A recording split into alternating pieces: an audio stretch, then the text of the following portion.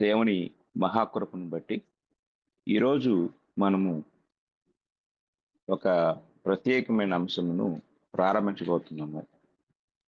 ఆ అంశం ఏమిటి అంటే నేటి క్రైస్తవ్యములో ఉపయోగించబడుచున్న లేక ఉచ్చరించబడుచున్న కొన్ని పదములు వాటిని గూర్చిన వివరణ.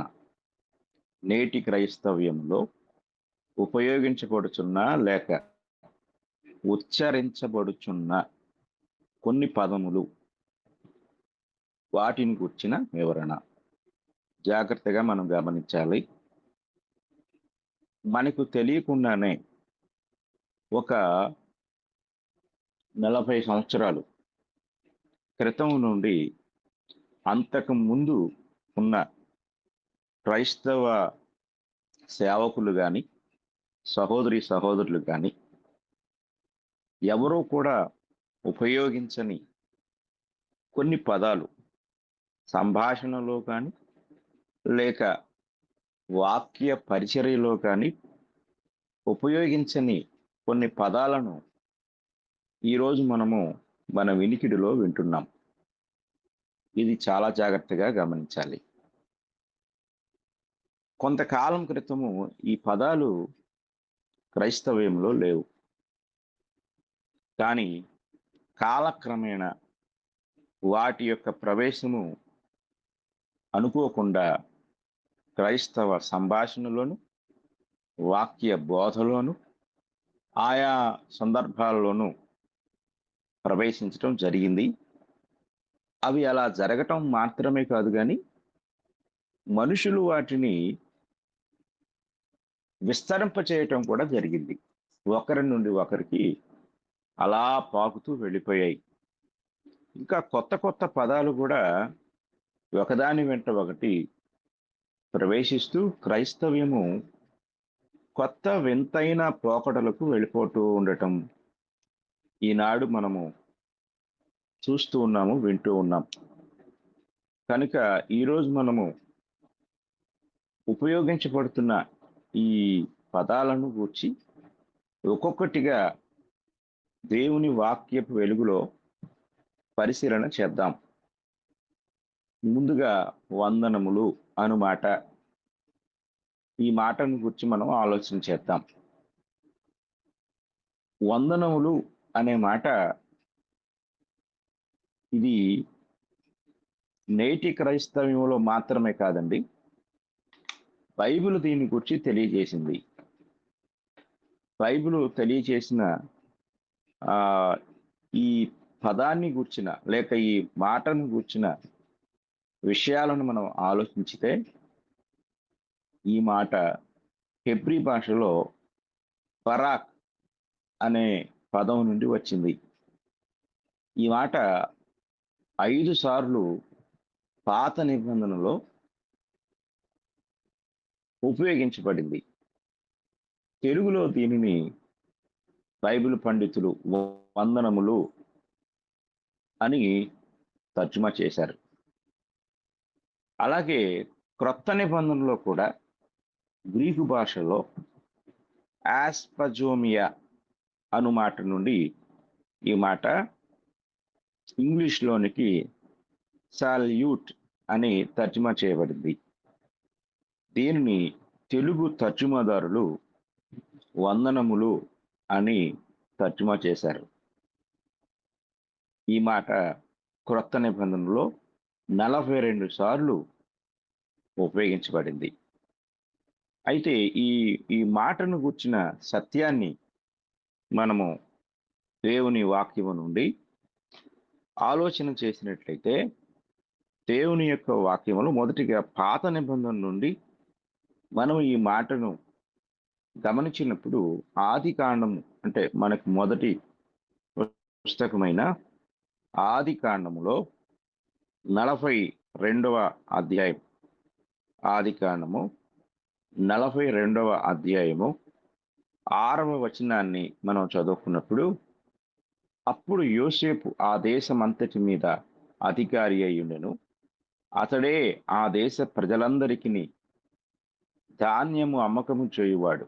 కనుక యోసేపు సహోదరులు వచ్చి ముఖములు నేలను మోపి అతనికి వందనము చేసిరి. ఈ మాట మనం జాగ్రత్తగా గమనించాలి. మొట్టమొదటిగా బైబిల్ గ్రంథంలో ఈ యొక్క మాట, ఈ వందనములు అనే మాట మనకి కనపడుతుంది. ఇంగ్లీష్‌లో ఏముంటదంటే, అండ్ బౌ డౌన్ దెమ్‌సెల్వ్స్ అనే మాట కనపడుతుంది. అంటే వారి ముఖాలను నేలకు మోపుట ద్వారా వందనాన్ని చేశారు. అంటే వందనము అనేది ఒక క్రియాపదం. అంటే ఒక ఒక పనిని తెలియజేసేది. అంటే ఏం చేస్తున్నారు? వందనము అనే మాట అక్కడ జరిగించే పనిని ఈ తెలియజేస్తుంది. వాళ్ళు వందనము ఎలా తెలియజేశారు? అంటే యూదులు ఆ నేలకు వంగుట ద్వారాను, సాష్టాంగపడుట ద్వారాను, మోకరిల్లుట ద్వారాను వందనములు తెలియజేసుకునేవారు. ఇది మనం గమనించాలి. మనం నోటితో ఈరోజు వందనములు అని చెప్తాం. కొంతమంది 2 చేతులు జోడించి నోటితో వందనములు అంటారు. మరికొంతమంది ఒక చేతినే సెల్యూట్ చేసినట్లుగా చేసి నోటితో వందనములు అంటారు. నోటితో మనం వందనాలు చెప్తూ ఆ యొక్క భావాన్ని కదలికల రూపంలో తెలియజేస్తాం. యూదులు నోటితో వందనములు అనరు, కానీ వారు ఆ పనిని చేస్తారు. అంటే మోకరించుట, దాన్ని వాళ్ళు వందనం చేయటం. నేలకు సాష్టాంగ పడుట ద్వారా దాన్ని వందనం చేయటం అంటారు. ఇలాగా వందనములు అనేదాన్ని, అంటే వందనము చేయటం అనే దాన్ని కార్యరూపంలో జరిగించేవారు. ఇది మనం గమనించాలి. ఆ తర్వాత మనకు ఈ మాట నిర్గమకాండంలో మనకు కనపడుతుంది. నిర్గమకాండము 18వ అధ్యాయం. నిర్గమకాండం 18వ అధ్యాయము 7వ వచనాన్ని మనం చదువుకున్నట్లయితే, మోషే తన మామను ఎదుర్కొనపోయి వందనము చేసి అతన్ని ముద్దు పెట్టుకొనెను. వారు ఒకరి క్షేమం ఒకరు తెలుసుకుని గుడారములోనికి వచ్చిరి. అంటే ఒకరికొకరు ఎదురుపడినప్పుడు, లేక తన బంధువులు తనను ఎదుర్కొనుటకు వచ్చినప్పుడు వారు అలాగా చేసేవారు. కనుక వారు ఒకరినొకరు ముద్దు పెట్టుకున్నట్లుగా వందనము చేసినట్లుగా మనకి కనపడుతుంది. అంటే మోషే గారు ఆయన దగ్గరకు వచ్చిన తన మామగారిని ఎదుర్కొనపోయి, ఈ ఈయనే అంటే మోషే గారే వాళ్ళ మామగారికి వందనము చేసినట్లుగా, ఆయన్ని ముద్దు పెట్టుకున్నట్లుగా మనం గమనించగలం. అంటే ఈ విధానం అనేది ఒక సాంప్రదాయాన్ని, అంటే ఒక సాంప్రదాయబద్ధమైన పద్ధతిని ఇది మనకు తెలియజేస్తుంది. అంటే కొన్ని జాతులలో, కొన్ని రకాల తెగలలో, కొన్ని రకాల ప్రజలలో ఒకరికొకరు ఎదురుపడినప్పుడు వారు పలకరించుకునే విధానము అనేది ఆయా రూపాలుగా మనకి కనపడుతూ ఉంటుంది. అందులో ముద్దు పెట్టుకొనుట ద్వారా, మోకరిల్లుట ద్వారా, అలాగే చేతులు కలుపుకొనుట ద్వారా, ఒకరినొకరు హత్తుకొనుట ద్వారా, ఇలాగా వారు ఒకరినొకరు పలకరించుకునేవారు. కాబట్టి మనకి ఈ మాట ఇక్కడ తెలియజేయబడుతూ ఉంది. అలాగే సమూయేలు మొదటి గ్రంథము, సమూయేలు మొదటి గ్రంథము 13వ అధ్యాయము, 10వ వచనాన్ని మనం చదువుకున్నాం. అతడు దహనబలి అర్పించి చాలించిన వెంటనే సమూయేలు వచ్చెను. సౌలు అతనిని కలుసుకుని అతనికి వందనము చేయుటకై బయలుదేరగా అనే మాట ఇక్కడ కనపడుతుంది. కనుక ఇక్కడ ఈ ఈ 3 సందర్భాల్లో పాత నిబంధనలో కూడా ఒకరికొకరు ఎదురైనప్పుడు, ఒకరినొకరు ఎదుర్కొన్నప్పుడు, ఒకరికొకరు దగ్గరైనప్పుడు, ఒకరినొకరు చూసుకున్నప్పుడు వారికి అనుకూలమైన పద్ధతిలో వందనము చేయటం అనేది పాత నిబంధనలో మనకి కనపడుతుంది. ఇక క్రొత్త నిబంధనలోనికి మనం వచ్చినట్లయితే, క్రొత్త నిబంధనలో వందనములు చేసే విధానాన్ని మనం ఆలోచించవలసిన వారమైనాం. నేను బైబిలు ఎలా చదవాలి అనే అంశం చెప్పినప్పుడు చెప్పాను. అక్కడ ఉన్న ప్రజలు, వారి యొక్క సాంప్రదాయాలు, ఆ కాలమాన పరిస్థితులు, ఆ సందర్భాలు, వీటన్నిటినీ కూడా మనం గ్రహిస్తూ బైబిల్ చదవాలి. అంటే ఈ కాలంలో ఈరోజు మనం చదువుతున్న బైబిల్‌ని అక్కడ సందర్భాన్ని అర్థం చేసుకోవటానికి మనం ఆ కాలానికి వెళ్ళిపోవాలి. ఆ కాలంలో ఉన్న వస్త్రధారణ, సాంప్రదాయాలు, అలవాట్లు, ఆచార వ్యవహారాలు, పద్ధతులు, ఇవన్నీ కూడా మనము అర్థం చేసుకున్నప్పుడు వాస్తవంగా అక్కడ ఏం జరుగుతుందనేది మనకు అర్థమవుతుంది.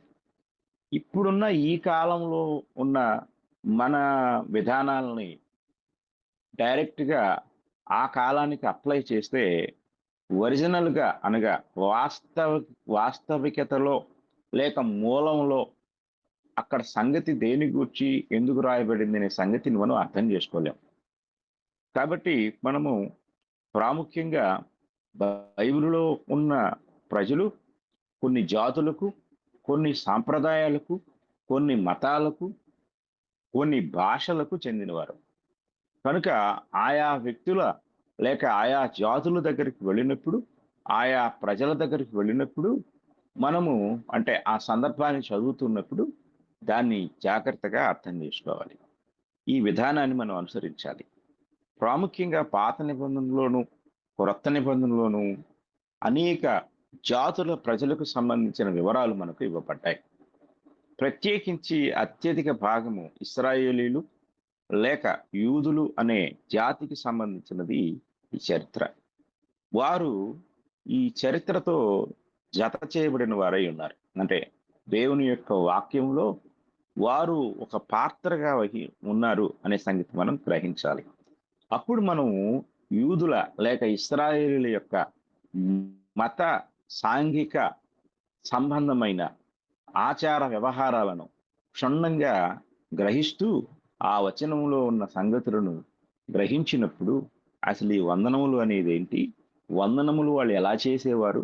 అంటే వందనములని నోటితో చెప్పుకునేవారా?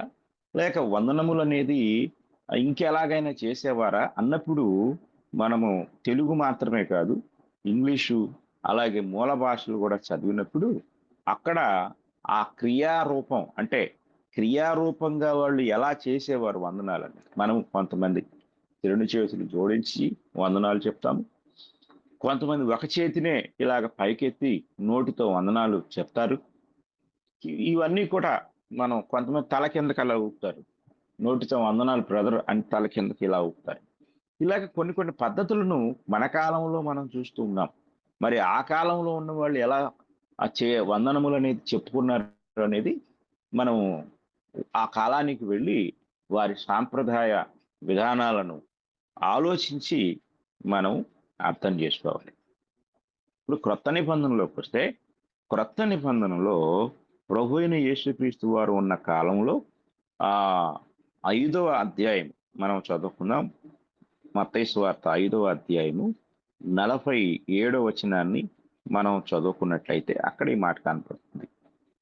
మీ సహోదరులకు మాత్రము వందనము చేసిన యెడల మీరు ఎక్కువ చేయుచున్నదేమి? అన్యజనులను అలాగు చేయుచున్నారు కదా. అంటే యేసు ప్రభు కాలంలో ఉన్న యూదులు కూడా వందనములు చేసుకునేవారు.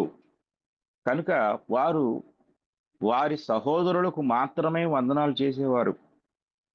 ఇది యేసుక్రీస్తు వారు అందరినీ సమానంగా చూడమనే ఉద్దేశంతో మాట్లాడారు. అంటే పై వచనంలో మీరు మిమ్మును ప్రేమించిన వారినే ప్రేమించిన యెడల అంటే మిమ్మల్ని ప్రేమించిన వారినే ప్రేమిస్తే మీకేం ఫలం కలుగుతుంది? మరి మీ తండ్రి అందరినీ ప్రేమిస్తున్నాడు. కాబట్టి మీరు అందరినీ ప్రేమించండి అనే ఉద్దేశంతో ఆయన ఈ మాట తెలియజేశాడు. కనుక ప్రభువైన యేసుక్రీస్తు వారు ఉన్న కాలంలో కూడా వందనాలు చేసుకోవటం అనే సాంప్రదాయం యూదులలో ఉంది అనేది మనము గ్రహించాలి. ఇక మత్తయి సువార్త 23వ అధ్యాయంలో 7వ వచనాన్ని మనం చదువుకున్నట్లయితే, సంత వీధులలో వందనములను మనుషుల చేత బోధకులని పిలువబడుటయు కోరుదురు అన్నాడు. అంటే ఆనాటి కాలంలో ఉన్న శాస్త్రులు లేక పరిసయ్యులు అనేవారు వారి యొక్క విధానాన్ని ఆయన అక్కడ తెలియజేస్తూ, వారు సంత వీధులలో వందనములను కోరుకుంటారు అని చెప్పబడింది. అంటే సంత వీధుల్లో కూడా, అంటే ఎక్కడైనా మార్కెట్ ప్లేస్‌కి వెళ్ళినప్పుడు అక్కడ కూడా వారు ఒకరికి ఒకళ్ళు ఎదురైనప్పుడు వాళ్ళు అలాగా వందనాలు చెప్పుకునే అలవాటును లేక సాంప్రదాయాన్ని కలిగి ఉన్నారు అనేది కూడా మనం గమనించొచ్చు. ఇక మార్కు సువార్త 9వ అధ్యాయము మనం చదువుకున్నట్లయితే, మార్కు సువార్త 9వ అధ్యాయము 15వ వచనంలో ఇలా కనపడుతుంది.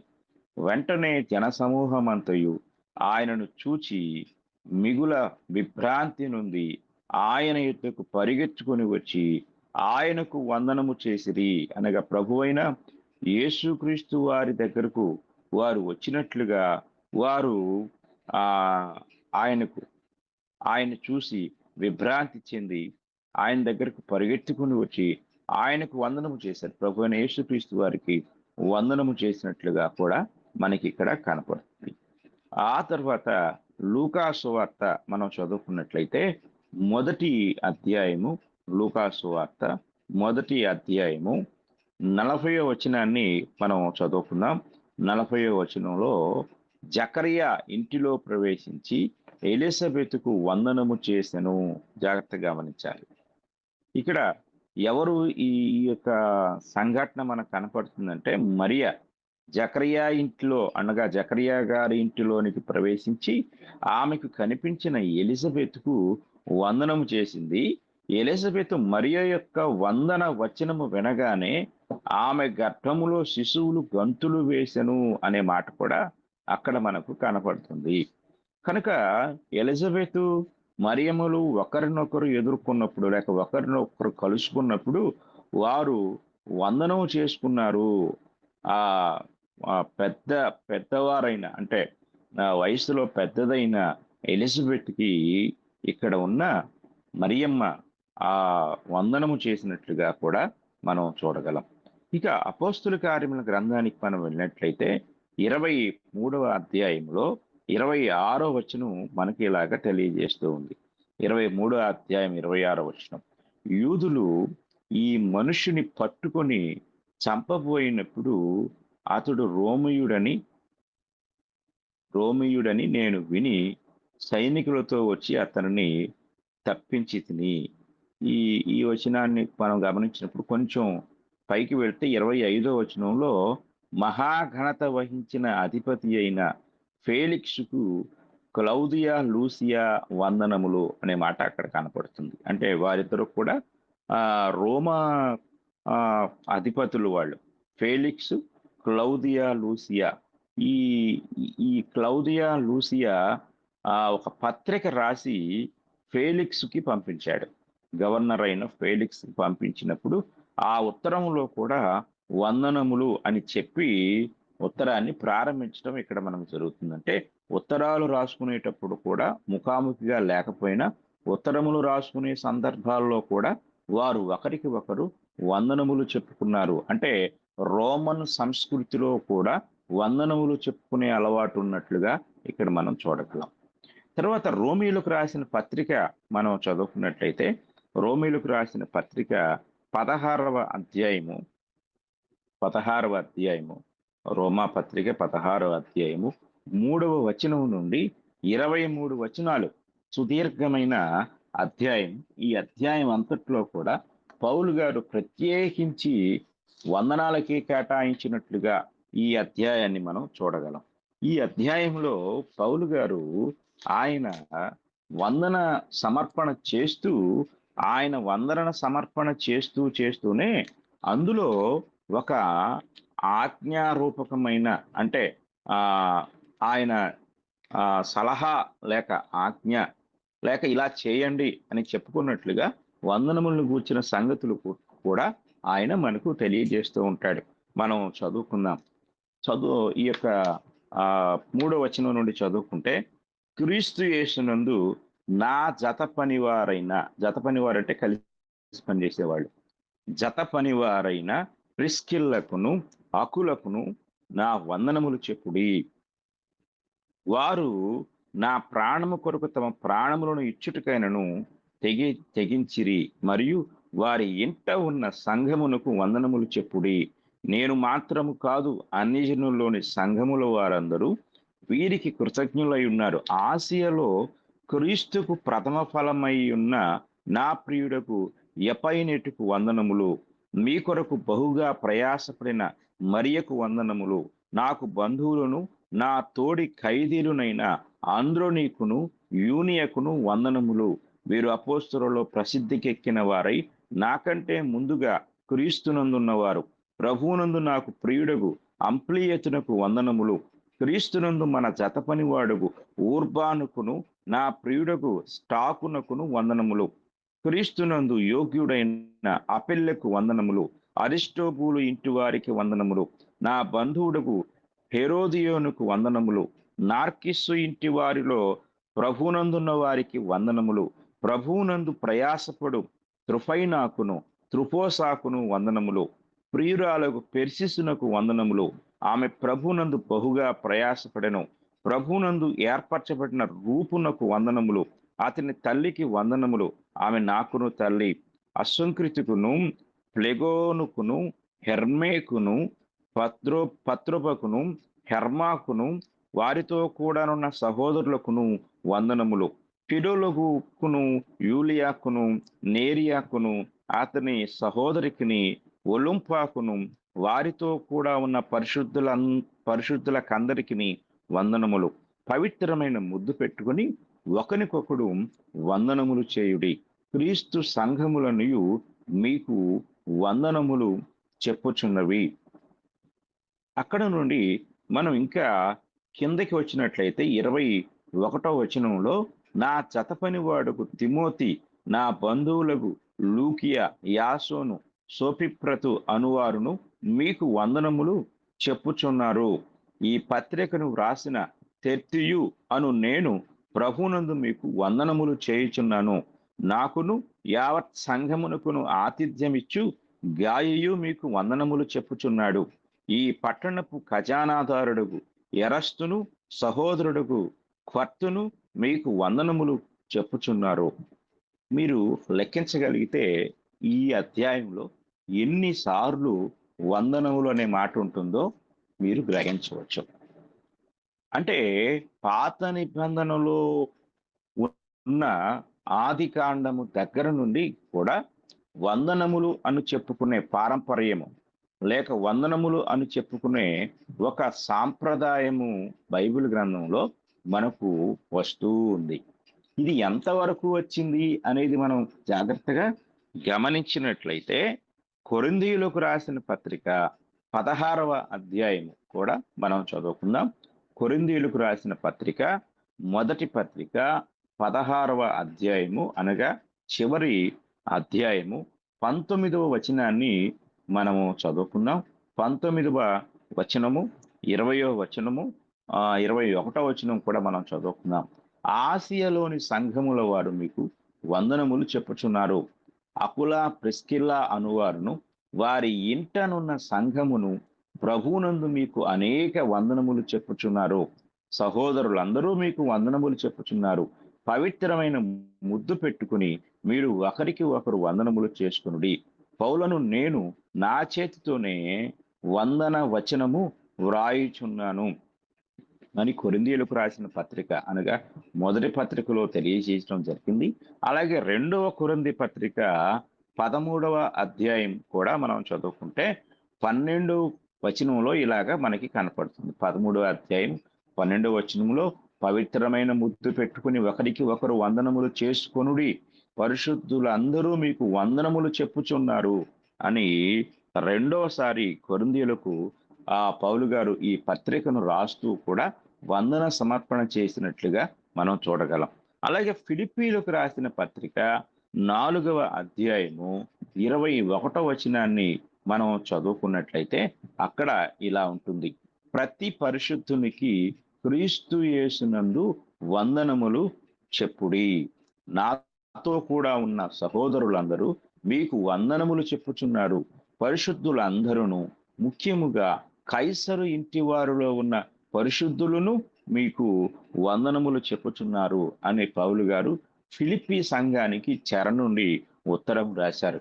అలాగే కొలస్సైలకు రాసిన పత్రిక 4వ అధ్యాయము కొలస్సైలకు రాసిన పత్రిక 4వ అధ్యాయము 10వ వచనాన్ని మనం చదువుకున్నట్లయితే అక్కడ ఇలా కనపడుతుంది. నాతో కూడా చెరలో ఉన్న అరిస్తార్కును, బర్నబాకు సమీప జ్ఞాతి అయిన మార్కును మీకు వందనములు చెప్పుచున్నారు.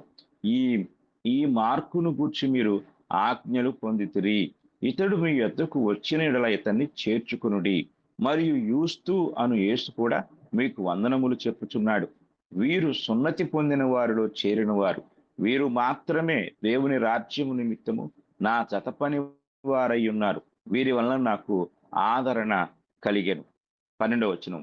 మీలో ఒకడును క్రీస్తు యేసు దాసుడనైన ఎపఫ్రా మీకు వందనములు చెప్పుచున్నాడు. ఇక ఆ తర్వాత మనం 14వ వచనానికి వచ్చినట్లయితే 14వ వచనంలో లూకా అను ప్రియుడైన వైద్యుడును దేమాయు మీకు వందనములు చెప్పుచున్నాడు. అలాగే 15వ వచనం. లవొదికీయలో ఉన్న సహోదరులకును నుంఫాకును వారి ఇంట ఉన్న సంఘమునకును వందనములు చెప్పుడి అంటాడు.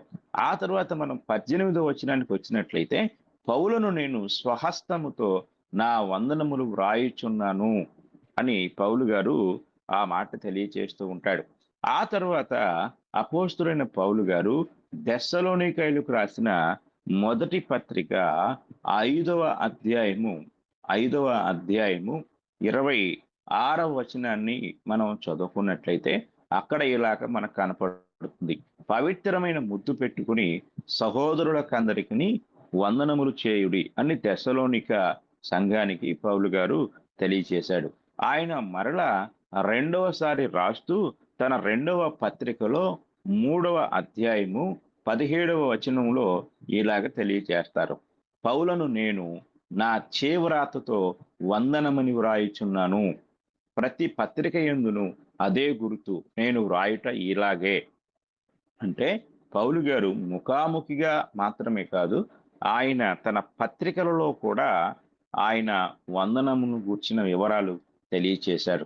ఆ తర్వాత మనము తిమోతికి రాసిన పత్రిక 2వ పత్రిక మనం చదువుకుందాం. 4వ అధ్యాయము 19వ వచనాన్ని మనము చూసినట్లయితే ప్రిస్కిల్లకును అకులకును ఒనేసిఫోరు ఇంటి వారికి నా వందనములు అంటారు. అలాగే 21వ వచనానికి వస్తే శీతాకాలము రాకమునుపు నీవు వచ్చుటకు ప్రయత్నము చేయుము. యుబూలు, పుదే, లిను, క్లౌదియయు సహోదరులందరూ నీకు వందనములు చెప్పుచున్నారు అని పౌలు ఈ యొక్క తిమోతికి రాసిన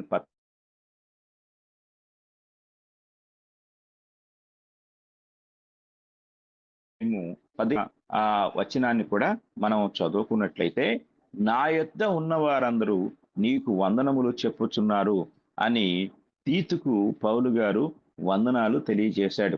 అలాగే ఫిలోమోనుకు రాసిన పత్రిక కూడా మనం చూస్తే ఒకే ఒక అధ్యాయం ఉంటుంది. ఆ అధ్యాయంలో 24వ వచనాన్ని మనం చదువుకున్నప్పుడు అక్కడ నా జతపని వారైన మార్కు, అరిస్తార్కు, దేమా, లూకా వందనములు చెప్పుచున్నారు అని ఫిలోమోను గారికి పౌలు గారు వందనములు తెలియజేశాడు. ఆ తర్వాత మనము హెబ్రీయులకు రాసిన పత్రిక 13వ అధ్యాయం చదువుకున్నట్లయితే ఈ 13వ అధ్యాయంలో 24వ వచనాన్ని మనం చదువుకున్నప్పుడు అక్కడ మీ పైని నాయకులైన వారికి అందరికీ పరిశుద్ధులకందరికీ నా వందనములు చెప్పుడి, ఇటలీ వారు మీకు వందనములు చెప్పుచున్నారు అని పౌలు గారు వారికి వందనములు తెలియజేశారు. ఆ తరువాత పేతురు రాసిన పత్రిక మొదటి పేతురు పత్రిక 5వ అధ్యాయము 13వ వచనాన్ని మనం చదువుకున్నట్లయితే, బబులోనులో మీ వలె ఏర్పరచబడిన ఆమెయు, నా కుమారుడైన మార్కును మీకు వందనములు చెప్పుచున్నారు అని పేతురు గారు వారికి వందనాలు తెలియచేసినట్లుగా మనం చూడగలం. అలాగే యోహాను రాసిన రెండవ పత్రిక కూడా మనం చూసినప్పుడు, యోహాను రాసిన రెండవ పత్రిక ఒకే ఒక అధ్యాయం ఉంటుంది. అందులో 13వ వచనాన్ని మనం చదువుకున్నట్లయితే, ఏర్పరచబడిన నీ సహోదరి పిల్లలు నీకు వందనములు చెప్పుచున్నారు అని యోహాను గారు తెలియజేశారు. అలాగే చివరిగా మనము యోహాను రాసిన 3వ పత్రిక మొదటి అధ్యాయము 14వ వచనాన్ని మనం చదువుకున్నట్లయితే, శీఘ్రముగా నిన్ను చూడ నిరీక్షించుచున్నాను, అప్పుడు ముఖాముఖిగా మాట్లాడుకొనేదము, నీకు సమాధానము కలుగును గాక, మన స్నేహితులు నీకు వందనములు చెప్పుచున్నారు, నీ యొద్దనున్న స్నేహితులకు పేరు పేరు వరసను వందనములు చెప్పుము అని యోహాను గారు తన పత్రికను ముగించారు.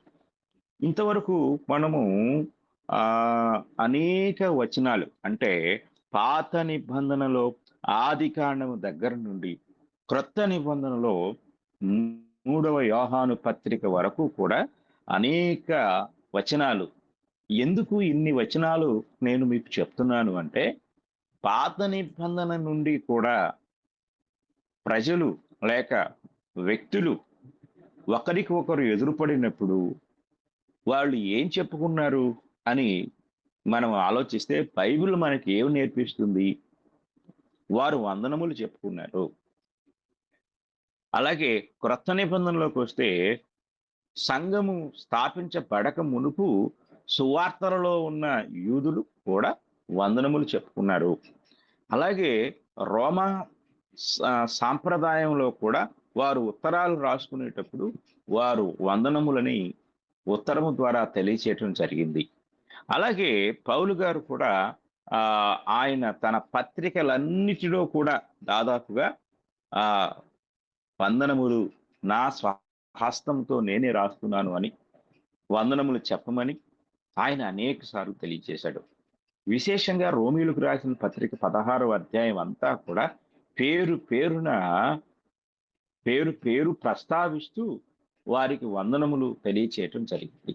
అలాగే రోమాపత్రిక 16వ అధ్యాయంలోను, కొరింథీయులకు రాసిన పత్రిక ఆ మొదటి పత్రిక 16వ అధ్యాయంలోను, అలాగే మరికొన్ని ఇతర పత్రికల్లోనూ పౌలు గారు వందనములు చెప్పుకొనుడి అనే మాటను వ్రాయటం జరిగింది. అంటే పాత నిబంధన కాలం నుండి ప్రజలు దేవుని ప్రజలుగా గుర్తించబడిన వారు ఒకరికి ఒకరు వందనములు చెప్పుకున్నారు, వందనములు చేసుకున్నారు. క్రొత్త నిబంధనలోకి వచ్చిన తర్వాత కూడా సంఘమునకు అనగా క్రైస్తవులుగా రక్షించబడిన వారందరికీ కూడా ఒకరికొకరు వందనములు అనే మాట స్పష్టంగా తెలుగు భాషలో మనకు అర్థమైన భాషలో, మనకు తెలిసిన భాషలో వందనములు చెప్పుకోవటం జరిగినట్లుగా ఇక్కడ మనం చూడగలం.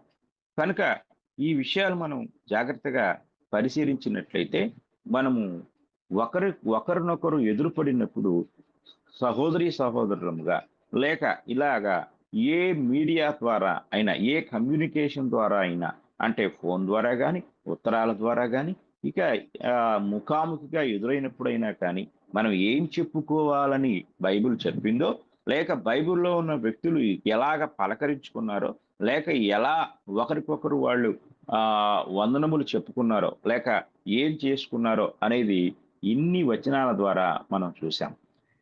మనము ఈరోజు విన్న వాక్యము నుండి వారు ఎలాగా చేశారు ఒకరినొకరు ఎదుర్కొన్నప్పుడు లేక ఉత్తరాల్లోనూ, అలాగే పౌలు గారు క్రైస్తవులకు లేక సంఘాలకు ఆయన ఆదేశిస్తూ తెలియచేస్తూ మీరు వందనములు చెప్పుకొనుడి అనే మాట అనేక సార్లు ఉపయోగించటము, వారు వందనములు చెప్పుకున్నట్లుగా వందనములు పత్రికల్లో కూడా వ్రాసినట్లుగా ఎన్నో వచనాలు మనం చూసాం. కనుక ఇప్పుడు మనం ఏం చేయాలి? ఒకరినొకరు ఎదుర్కొన్నప్పుడు, లేక పలకరించుకున్నప్పుడు, లేక మనం ఇలాగ ఫోన్లో మాట్లాడుకున్నప్పుడు మనం ఏం చేయాలి? ఈరోజు కొంతమంది ప్రైజ్ ద లార్డ్ అంటున్నారు. కొంతమంది షాలోమ్ అంటున్నారు. మరికొంతమంది ఆహ్, మరణాత అని కూడా అంటున్నారు. ఈ పదాలను గూర్చి కూడా మనము తదుపరి అంశంలో ధ్యానిద్దాం. అయితే బైబిల్ మనకేం చెప్పింది? మనం ఏం చెప్పుకోవాలని చెప్పింది? అనే విషయాలను మనం ఇంతవరకు నేర్చుకున్నాము, పరిశీలించాము. ఇందులో ఏ మాట కూడా అంటే నా స్వంతగా నేను చెప్పలేదు.